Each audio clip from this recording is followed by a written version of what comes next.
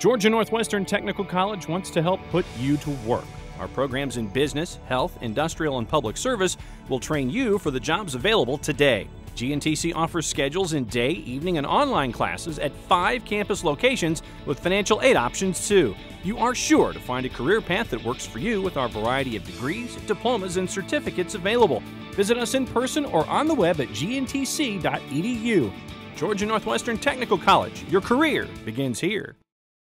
Welcome to the opening episode of Season 8 of Gridiron Central. I'm your host, Jim Alred, joined as always by my tag team partner, Matt Davis from 95.7 The Ridge and WLAQ. Matt, it's good to be back. It's incredible to be back, and I just want to thank you and the newspaper for having me back on board this year, because this is one of the things that I look forward to most about high school football season. Well, I've got to have you on the show, because if not, I think most people would bring pitchforks and burn the place down. Anyway. Level things off a little bit, huh? Yeah, you know, it helps. It helps. I don't think you get as much hate mail as I do. Anyway, 7 games in what the GHSA terms as Week 0. We'll just go ahead and start talking about them. We start over at Armurchie. Fellowship Christian visits the Indians. Matt, what do you think about this game? Well, we'll just have to see. You know, for the Armurchie Indians, they've got a brand new coach this year, and he is new to head coaching. I know the last few years, Coach Abdel Latif, or Coach A as he is affectionately known as, you know, has been a part of a very successful program as an assistant at Washington Wilkes, and last year they had a great season. And a couple of things I want to point out about him coming to Armurchie. Obviously, he played his high school football there, then went on to play at Shorter. So one of the things about that is that he obviously loves this community and wants to be a part of that out at Armurchie. So I think that's a bonus. And then the second part of that is it shows that he's not afraid of a challenge. Yeah. And let's face it, when you're looking at a team that the last 2 years has gone 1-9, he's got a challenge in front of him. And I think this is going to be another, you know, challenging and a struggle this season for the Armurchie Indians. Fellowship Christian last year, they were 5-5 after a couple of disappointing seasons. They seem like a program that's starting to kind of move in the right direction. I think it's going to be a tough night for Armurchie at home, but I do think over the next couple of years, if the community, you know, gets behind Abdel Latif and what he's trying to do with this program, I know he's a big strength and conditioning guy, discipline guy, he'll have them on track, but they've got to have patience. I think it's going to take some time, but I think, you know, this particular game, Fellowship Christian should have the edge. Yeah, I'm going to agree with you. I mean, I couldn't have said it better. It takes time. The culture has to change a little bit. The team has to remember how to start winning again. I think they have 70-plus kids out, but I think 30-plus of them are freshmen who've never played varsity football. It's going to be a long season, but I think the team, if you start from day one and keep building, you have a good coach. If you can get behind him, good things will happen. Maybe not this season. I think good things will happen this season. You may not see it in the record. As far as this game, I believe Armurchie does lose. Fellowship Christian actually lost an overtime game to Christian Heritage in the last game of the season that cost them the state playoffs last year. Pretty good football team out of Class A. Moving on, I also believe Armurchie loses. I think we're both in agreement on that one. That's scary. Yeah, well, it won't last for too terribly long. Moving on, Darlington, Riverwood at Coosa, a Class 5A school in Riverwood against a Class AA school in Coosa. Coosa has a lot coming back. Riverwood went 5-5 in 5A last year. Matt, what do you think about this game? Well, it could be an interesting game. This game's being played out at Coosa, and of course now Todd Wheeler's back for his second year at the helm of Coosa. Had a successful 6-4 season last year. He's got a lot of players coming back. He's got a quarterback that's got some experience.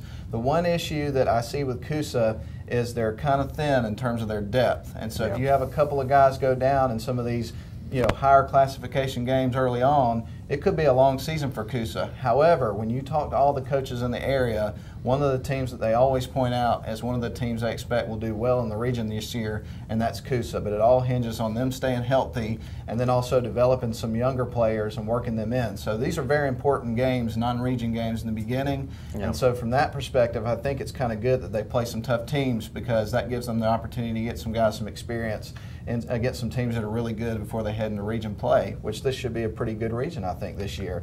In this game, though, Riverwood, they're a pretty tough team. I think that, you know, the fact that they've got some depth on that team, a larger roster, is going to play a factor in this game. I think Coosa will lose, but I think that, you know, they'll get a taste of what it's like to play against a good team, and that's a positive. So I think Coosa loses, but overall I think it's a positive experience for this team. Definitely. Coosa returns a lot of depth, a lot of talent off of last year's team that went 6-4, just missing out on the Class AA playoffs. Look, daytime temperatures Friday are supposed to be between 96 and 98 degrees. Football Kickoff, weather. yeah, exactly. Dog days of summer have hit hard, and we're going to see this on Friday. I look at this as a game of attrition. A Class 5A school is going to have a much deeper roster than Coosa is going to have. I think Coosa is going to give Riverwood a game. By the end of the game, though, I think Riverwood's going to win. I think it could be close, but in the end, a good 5A school against a good AA school, I'm always going to go with the 5A school over the AA school. Just a lot more bodies, if nothing else. But Coosa, watch out for them. They are going to be a force to be reckoned with, not only in Region 7 AA, but possibly in the AA playoffs. Yes, I'm already talking playoffs, and it's not even week 1 of the regular season. But I agree with Matt. Riverwood's going to win the game. One more game before we go to commercial break. Darlington travels to play Murphy, North Carolina. And right now, Darlington fans, don't get all high on last year's total beatdown of Murphy. That was a game that got out of control early. Murphy went on to win the Class A state championship in North Carolina last year and returns a lot of talent off of that team. Don't think this is going to be a cakewalk. I'm not going to do my pick yet. Matt, who do you think? You know, this one I think could be a toss-up game. I think it's going to be close. I thought that would be the case last year, and like you say, Darlington just punched him in the mouth and never looked back last year. It was a hot night. I think they punched him in the mouth, kicked him in the mouth, and then curb stomped him, too. All of those things. And I don't think anybody there really expected that to take place. I thought it was going to be close. And I do think this year's game is going to be close as well, although Darlington's got the best of them, I think, 2 out of the 3 times that they faced each other. So I think Darlington will have success in this game. You know, I'm excited about Darlington moving back into AA this year and playing against some of the local teams. I think that's one of the cool things that's happening this year that makes 7AA so exciting. And so I'm looking forward to seeing what they have as they get ready to go into the season. And one of the things you can know about a Tommy Atha coach team and also his assistant coaches, they get those guys ready to go. They're very disciplined. They are also one of the teams that we'll have to mention has a pretty small roster. So a lot of their success is going to hinge on keeping guys healthy and having some younger guys step up and play some roles as they go throughout the season. But I'm going to pick them to win this game, but I'm with you. I don't think this is going to be a 50-6 blowout like it was last year. I think it could go down to the last possession, but I think Darlington starts off with a win on the road. Well, we have our first disagreement. If it's a blowout game, it's going to be Murphy doing the blowing out. Darlington having to replace almost their entire offensive line. When you have that much depth out of the trenches, it scares me. We're not sure who the starting quarterback is going to be. Defense is going to be good. You got Trey Edge back at running back and return, and I believe he's defensive back as well. Murphy has so much talent coming back. It's at Murphy, and let's just put it this way. All offseason, I mean, how do you get a team up that won a state title last year? You remind them of the beatdown that started last season. I don't know if they've circled this game or not, but if I was their coach, that's what I would have talked to those guys in the weight room about every single day over the offseason. It's not that it doesn't really count in region standings or anything else, but it counts for pride, and I think you're going to see Murphy win this game, I say, by a couple of touchdowns. After the commercial break, we've got 4 more games to talk about. Stick around. Georgia Northwestern Technical College wants to help put you to work. Our programs in business, health, industrial, and public service will train you for the jobs available today. GNTC offers schedules in day, evening, and online classes at 5 campus locations with financial aid options too. You are sure to find a career path that works for you with our variety of degrees, diplomas, and certificates available. Visit us in person or on the web at gntc.edu. Georgia Northwestern Technical College. Your career begins here. Welcome back to the show. As always, we'd like to thank our sponsor, Georgia Northwestern Technical College, for helping bring Gridiron Central to the public for 8 consecutive years now.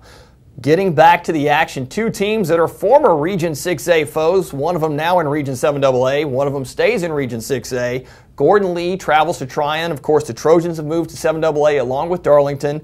The Bulldogs from Tryon reached the playoffs the past couple of years in Single A. They stay in Single A, and this actually is a great scheduling move for them. Tryon still worried about the power rankings. A win against a higher classification opponent is actually a better win in the power rankings. Matt, do you think Tryon can get a win and take advantage of that scheduling? Well, the first thing I'll say, I think it's really exciting that you've essentially got a pretty good rivalry game here to start the season, because these 2 teams have been playing each other since Moby Dick was a minnow. And so, you know, I think that they're really going to go after each other. Tryon is a pretty physical team. They're going to play some smash mouth football. They're going to come out and they're going to do everything they can to punch Gordon Lee in the mouth. And in my opinion, I think that that's exactly what's going to happen. I think it could be a close game, but I think that Tryon is going to out-physical their opponent in this game. And you got to remember, Gordon Lee last year, they had a few wins to start the season, but they really struggled down the stretch. Yeah, they did. And they ended up losing, I think, 6 straight games at the end of the year, something of that nature. I could be off in terms of the number, but I know that they really did struggle towards the end. And so I think that right out of the gate, they may have a little bit of growing pains getting into their schedule. But I think, like I say, I think Tryon will win the game. I think it's going to be a pretty tough game. Yeah, definitely. Gordon Lee, of course, won their first 3 games and then had injuries everywhere, and that really affected them over the last 7 games of the season.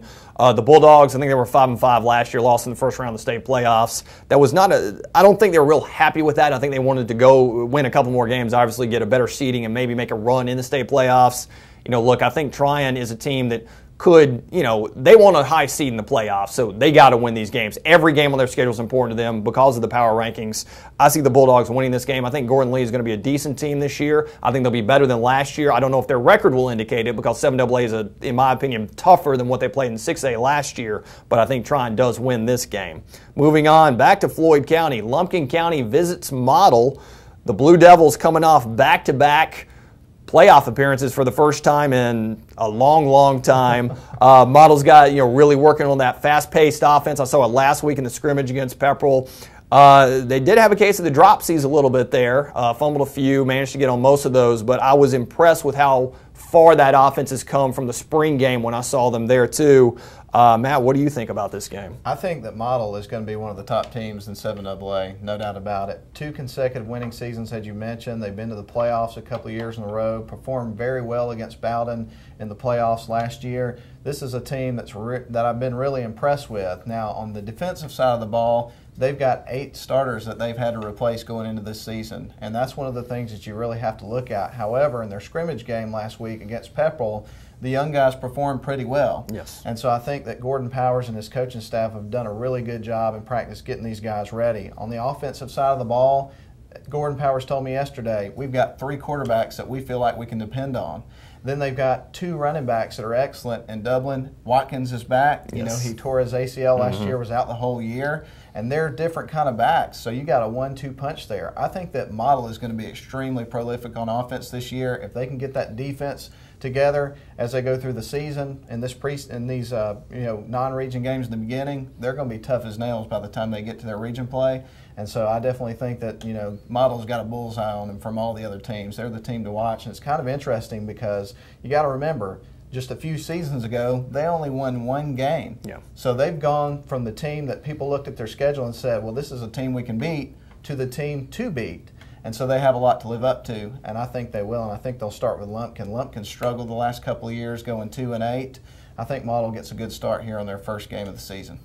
Yeah, and here's where I look at Model. They only returned 4 starters on offense, lost almost their entire offensive line. They only returned 3 starters on defense, again, lost a lot of people. You did not see that last week against Pepperell. Defense played well, offense played well. Running the fast-paced offense, man, when Model nailed a couple of those jet sweeps, it changed the game completely because they have so many weapons on offense.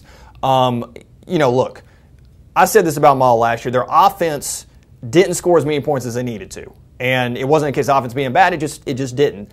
If Model can average about 24 points a game on offense this season, they can win 8, they can win 9 games, they can make a run in the AA state playoffs. That's how much talent they have. The problem is they're also a little bit thin. They do have a lot of people, but if a couple of positions get hurt, they could have a long season. I think Model's going to beat Lumpkin County. I'm extremely excited to see what they're going to do this year with that offense. I saw them against Pepperell. I want to see how much better it's going to get over the next 4 or 5 weeks before they hit region play in late September. Model wins this game. Moving on, Ridgeland added Daresville. Daresville coming off 4 straight playoff appearances. Ridgeland, tough year last year. After reaching the Class 4A state finals a year before, Ridgeland did not get to the playoffs last year. Mark Mariakis' bunch hopes they're back. Daresville lost a lot of depth at offensive and defensive line, but tons of skill positions coming back.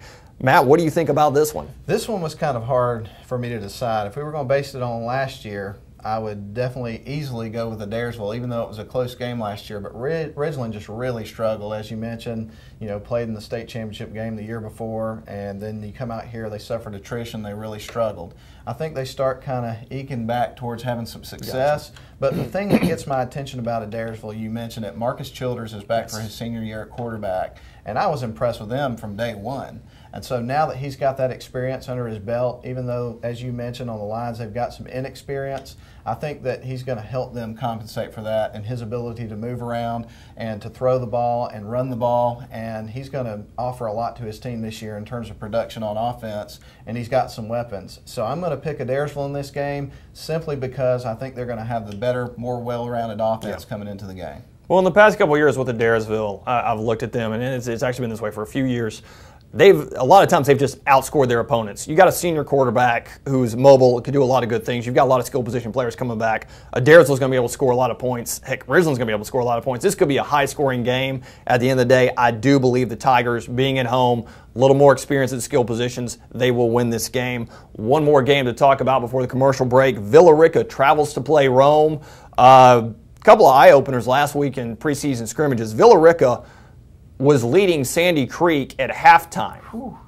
Now, we don't know who did or did not play for Sandy Creek, and then after that the starters got pulled, but Villa Rica was on top of Sandy Creek at halftime. Now, granted, Rome gave Calhoun all it could handle in the first half, although Calhoun was able to take advantage of a couple of opportunities and took the lead into halftime. Very interesting game. It's a non-region game for the first time in quite a long while. Roman is in a huge region with 14 teams. They move over to 7-5A out of 5-5A, but it's subdivided, meaning Rome has 2 or 3 games before they have to get into region play. At Barron Stadium, on the turf, it's going to be hot. What do you think, Matt? This one's a tough one to call, and last year I think most people expected that Rome would beat Villa Rica, and it turned out the other way. Very close game. And so I think that Rome comes to this game with a little chip on their shoulder. They want to come back and they want to repay the favor. And so quite honestly, man, I know this gets a little bit cliche, but I'm going to go with the home team on this one. I think Rome is going to find some sort of way to stay in this game and pull away at the end and pick up a win. But I think that Villa Rica is probably going to give them about all they can handle. And I'm going to go on the opposite take right here. Villa Rica, against Sandy Creek. That's the thing. It's Sandy Creek. I'm sorry. I don't care if they didn't play. That was, it's a preseason scrimmage game, and sometimes I put way too much credit into that. But I do think Villa Rica in their preseason scrimmage game looked really good, did not make some mistakes. Rome looked good, a few too many mistakes. Rome is young, graduated 22 seniors. I love the enthusiasm at Rome High. I love the enthusiasm around the new offense. They're not running the wing T anymore. They're throwing the ball. They're spreading it out. They're running pace. I'm going to be covering this game. I'm going to be very excited to be there. And, of course, Rome fans, rejoice. I'm picking against you. I think Villa Rica wins this game at Barron, but I would not be surprised if it is a close game. After the commercial break, we're going to talk about a couple more things before we wrap the first show up. Stick around. Georgia Northwestern Technical College wants to help put you to work. Our programs in business, health, industrial, and public service will train you for the jobs available today. GNTC offers schedules in day, evening, and online classes at 5 campus locations with financial aid options too. You are sure to find a career path that works for you with our variety of degrees, diplomas, and certificates available. Visit us in person or on the web at gntc.edu. Georgia Northwestern Technical College. Your career begins here. Welcome back to the show. You may be wondering why we have not talked about Pepperell, Unity Christian, Rockmart, Cedartown, Calhoun, Gordon Central, and Sonoraville. It's because they are not playing this week. They open the season next week in what is actually week 1 of GHSA football. GHSA does allow teams to play in week 0, meaning all the teams that play this week will have 2 open dates during the regular season instead of the 1 that everybody that plays next week has. Matt, I know we're still a week away. What are your thoughts going in about the new regions and just what are you expecting this year out of teams? Well, I'll start with 7AA because really that's mostly what we cover with the Northwest Georgia Game of the Week on the Ridge. I think it's going to be really interesting because, as we mentioned earlier, Calhoun and Pepperell out, and then you have Gordon, Lee, and Darlington coming in. And so when I look at that particular region, and I was talking to one of the coaches yesterday, and he made the comment, we may be in a situation where the number 5 team ends up being a team that very well could have been in the top 4. And so I think things are really even. And I think that if you were to make a prediction now of how everything was going to shake out, you might be surprised at the end of the season to see how it does, because I think the teams are that balanced in terms of their talent. And when you think of your Model and your Coosa and Darlington and Dade County, we haven't mentioned Dade County, but every coach I talked to out of 7AA talks about how when they look at that Dade County roster, that they have so many players coming back from last year, and they were a good team. And so I think you have a lot of good teams in there. I'm really excited about Darlington being back in the region. And it's funny when you think of this perspective, but a lot of the kids that are on these teams, well, all of them for that matter, that when Darlington was in the region before and playing in AA, they were little babies. So they don't even remember that. And Darlington was very competitive against these teams during those days, and I expect it's going to be the same pretty much right out of the gate. And so I think that adds another element of excitement. And so I have to say I'm as excited about covering 7AA as I ever have been this year. Gotcha. 2 things. Number one, I don't think 11-year-olds are babies because they were in there in 2007. So the 18-year-olds now were only 11 at the time. I'm not calling you babies by any stretch. That's what he did. He did that one. And remember that in 07 in AA, Darlington went to the second round of the state playoffs that year. One other note, I'm going to take all the drama out of 7AA right now. Your playoff teams will be Dade, Coosa, Model, and Darlington. Write it down, mark it down, get back to me. First week of the playoffs, that's who it will be, no particular order. I'm not going to predict the region champion, although I will say this right now. If I had to, it would be Dade County. Dade has a ton of stuff coming back. I know they're kind of out here. We don't know all about them. When you look at the all-region team from last year, the first and second team, Dade put 7 or 8 kids on it. I think all of them were underclassmen. Both of their running backs back, the majority of their defense back. Dade is the team to watch out for. I'm not saying Coosa's really good. All 4 of those teams should be in the playoffs, and I didn't want to take the drama out. Speaking of playoffs, I'm going to put Tryon in the playoffs in single A. It's going to be awfully tough for Tryon because they don't, there's nobody else in single A left that we cover. Triple A, I'm going to go ahead and say it. Calhoun reaches at least the semifinals. They should. If not, I'm going to put Cedartown and Pepperell in there out of their new region in 5 Triple A. And I'm going to say that Rome sneaks in as well. I don't think they'll be region champions and won't be playing for the region title, but I think in the Region 7 5A play-in game, I project that they would get that win and go in as a number 3 or number 4 seed. So I'm already predicting playoffs. Well, and it's not even week 1 yet. I got to say, man, and I probably say this every year because it's so exciting when you get ready for this, but I think there's a certain level of excitement this year that's above the last couple of years. I really do. And so like I say, man, I'm just really excited to get it all started. The only thing that I think is kind of a negative going in is the fact that when you have this week 0 and you have the weather forecast like you have, I just hope that everybody has a safe Friday night because it is going to be extremely hot. You're going to see a lot of guys down on the field probably battling cramps and things like that. So I know that the coaches are going to do a good job of keeping everybody hydrated. But when it's that hot and you're wearing that much equipment, you can only do so much. And so, like I say, I just hope that everybody has a safe weekend and that everybody has a successful weekend in terms of our local teams. Without a doubt. And on that, secondary thought on that is, I remember being in high school and college running cross country, not the same as football by any stretch of imagination, but the coaches always said, made us run the hottest time of the day. Friday is going to be a brutal night. But what they give on Friday is going to come back a lot later down the, later in the season when it's not that hot, when they're used to it being that hot. It's going to be a lot easier when the temperatures start dropping. And of course, the excitement. We will be on the sidelines this Friday night covering several games.